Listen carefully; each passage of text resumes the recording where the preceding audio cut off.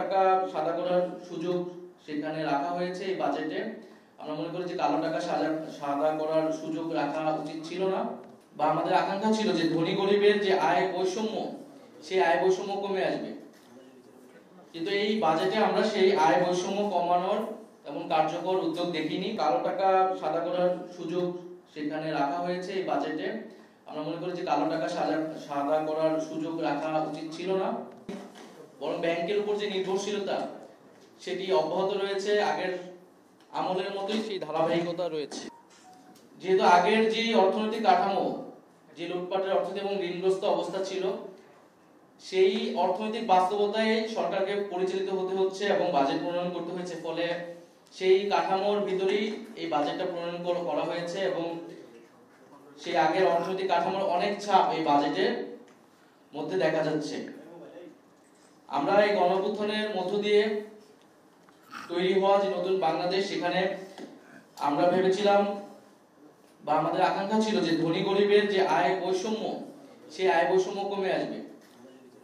কিন্তু এই বাজেটে আমরা সেই আয় বৈষম্য কমানোর এমন কার্যকর উদ্যোগ দেখিনি।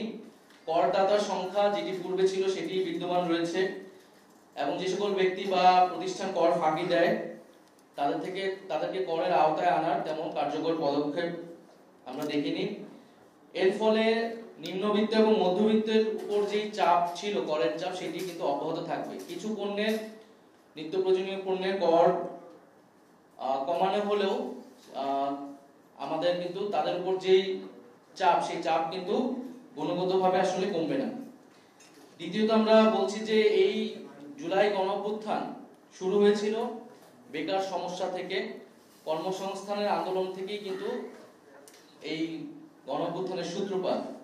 ফলে তরুণদের ব্যাপকভাবে প্রত্যাশা ছিল যে আমাদের যে বেকার সমস্যার সমাধান এবং কর্মসংস্থান বৃদ্ধির জন্য উদ্যোগ থাকবে, কিন্তু আমরা সেটি দেখতে পাইনি। গত এক বছরে 26 লক্ষ বেকার বৃদ্ধি হয়েছে, কিন্তু কর্মসংস্থান বৃদ্ধির জন্য যে বিনিয়োগ বাড়ানোর প্রয়োজন ছিল সেটি সেই ধরনের নীতি গ্রহণ করা হয়নি, বরং ব্যাংকের উপর যে নির্ভরশীলতা সেটি অব্যাহত রয়েছে, আগের আমলের মতোই সেই ধারাবাহিকতা রয়েছে।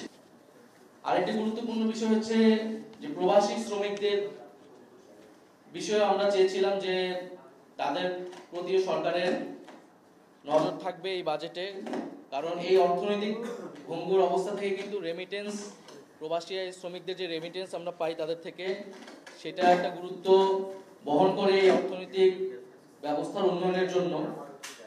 কিন্তু আমরা দেখছি যে প্রবাসী কল্যাণ মন্ত্রণালয়ের বাজেট কমানো হয়েছে। এছাড়া ক্ষুদ্র মাঝারি ব্যবসায়ীদের প্রতি ইনসেনটিভ থাকবে, আমাদের এটা প্রত্যাশা ছিল, কিন্তু ক্ষুদ্র মাঝারি ব্যবসায়ীরা লাভবান হবে এই ধরনের উদ্যোগ আমরা দেখিনি এই বাজেটে। আরেকটি বিষয় হচ্ছে ই কমার্স বা ডিজিটাল ট্রানজাকশনের ক্ষেত্রে ট্যাক্স বৃদ্ধি করা হয়েছে, যেটা 5% ছিল 5 থেকে এখন 15% করা হয়েছে, যেটা আমরা মনে করি যে আমাদের যে ডিজিটাল ইকোনমি, সেই ইকোনমি ক্ষেত্রে সেটার প্রভাব তৈরি হবে, একটা নেতিবাচক প্রভাব তৈরি হবে।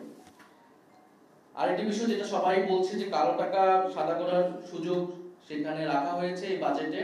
আমরা মনে করি যে কালো টাকা সাদা করার সুযোগ রাখা উচিত ছিল না, এবং এটা তো একটা রেজিম চেঞ্জ হয়েছে, রেজিম চেঞ্জের পরে আসলে এই ইনসেনটিভ দিয়েও আসলে কালো টাকা যে সাদা করা খুব সম্ভব হবে সেটিও না। তাই এই জিনিসটা, কালো টাকা সাদা করার সুযোগটা আসলে বন্ধ করা উচিত। আর সর্বোপরি যে জুলাই আহত শহীদ পরিবার এবং আহতদের জন্য 405 কোটি টাকা বরাদ্দ করা হয়েছে, আমরা এটাকে সাধুবাদ জানাই, কিন্তু আমরা বলবো যে এই টাকাটা যাতে যথাযথভাবে খরচ করা হয় এবং তাদের যে যথাযথ পুনর্বাসনের কথা আমরা বলতেছি, সেই পরিকল্পনা মাফিক যাতে এই টাকাটা খরচ করা হয় এবং তাদের প্রতি যে প্রতিশ্রুতি দেওয়া হয়েছিল সেই প্রতিশ্রুতিগুলো যাতে দ্রুত সময়ের মধ্যেই পালন করা হয়।